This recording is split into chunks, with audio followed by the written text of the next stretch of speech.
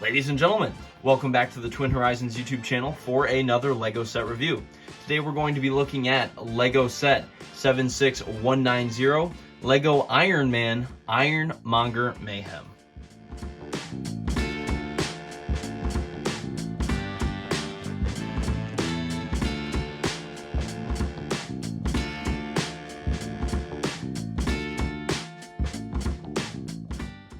This LEGO set was released in June of 2021 and retired in December of 2022.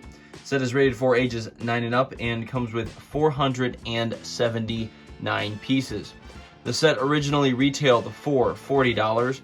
Currently, sealed versions are going for around $35 to $36, and used versions are going for around $26.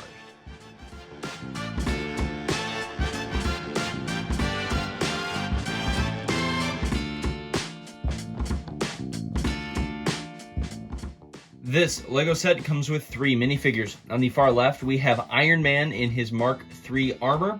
This minifigure is unique to this set. Of course, this Tony Stark minifigure gets his hairpiece as well as a helmet for the Mark III suit of armor. And then, of course, all of the very detailed printing for the armor here for Iron Man / Tony Stark. And this minifigure and version of Tony is going for around $6.16, and again is unique to this set. Next to Tony / Iron Man, we have Pepper Potts. This version of Pepper comes in 2 different sets. She has a black pantsuit on with a white dress shirt, and then of course her orangish red hair. And this version of Pepper goes for around $2.34. And finally on the right, we have Obadiah Stane, looking extra smug and, extra evil there on the right. He is wearing his blue suit that he wears in the original Iron Man movie.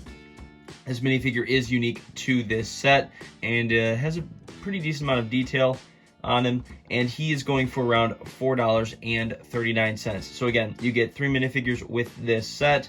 The Tony Stark / Iron Man minifigure and Obadiah Stane minifigures are unique to this set, but combined they're going for a little over $10, so they're not necessarily bringing in too much money, but again, still some very cool minifigures for the original Iron Man film.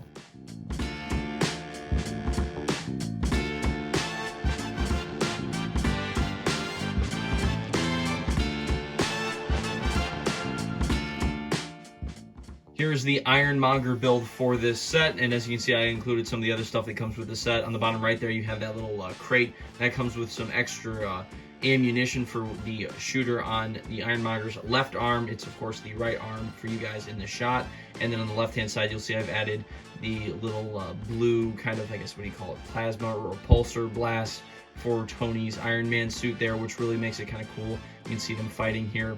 Now the Ironmonger itself, the actual hands, all of the fingers can move. There are 4 fingers on each hand. And then on the right arm, which is the left one in this shop, there's a massive stud shooter mounted to the arm of the Ironmonger, which kind of makes sense because in the movie, he has a massive machine gun on one of his hands, so that kind of makes sense. So you can actually fire all of those studs there on the left. Again, that is right here. Then you can actually fit Obadiah Stane in the Ironmonger suit. So he sits right under the helmet there and has a nice little cockpit to control the suit. And then on the right arm, you have a different type of stud shooter. It kind of shoots like almost like the studs, but the flat and smooth versions. So I guess they're supposed to shoot farther maybe, or like it was just including a new type of stud shooter. So that's on the left arm. And then the feet, of course, can move a little bit. You've got some hydraulic pieces up here in the back. They kind of are attached to the arm and the back, and those can kind of slide in and out as you move them. So that's definitely a cool look. So overall, I know like in the last little bit I mentioned that it's not really worth as much as it was new, but I think for the first Iron Man movie, this is a cool set to have because that is like the movie that started off like the whole Marvel, cinematic craziness. So to me, this was definitely a cool set to have, and some of these armor pieces can kind of move, and you can adjust those, however you have the Ironmonger kind of posed there. So overall, I think it's a great build. The only thing for me that would be a little disappointing is you can kind of see around the sides of the helmet here, the minifigure inside, but overall, I really don't think you can complain for a $40 Lego set. I definitely think it's worth it. So we'll do a little circular shot here and we'll get onto the box.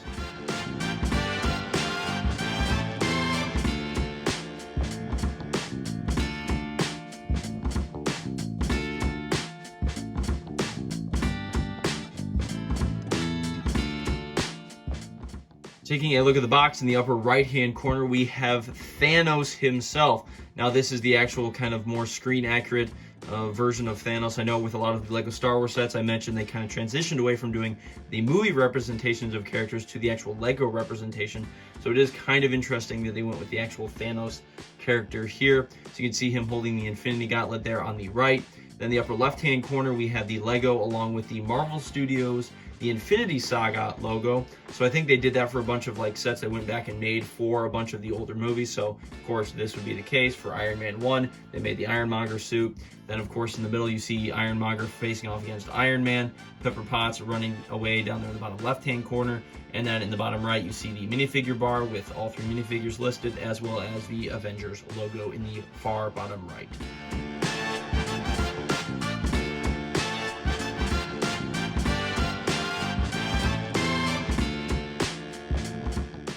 Ladies and gentlemen, thank you so much again for watching another LEGO set review on the Twin Horizons YouTube channel. Now, if you have not yet, please hit that subscribe button, hit that like button, and hit the notification bell so you can stay up to date with all of my future LEGO themed content here coming up in the next few months and weeks. Now, taking account of this set into the total value of my LEGO set collection thus far, the total value is $4,531. Thank you so much again for watching. Take care, and I'll see you in the next one.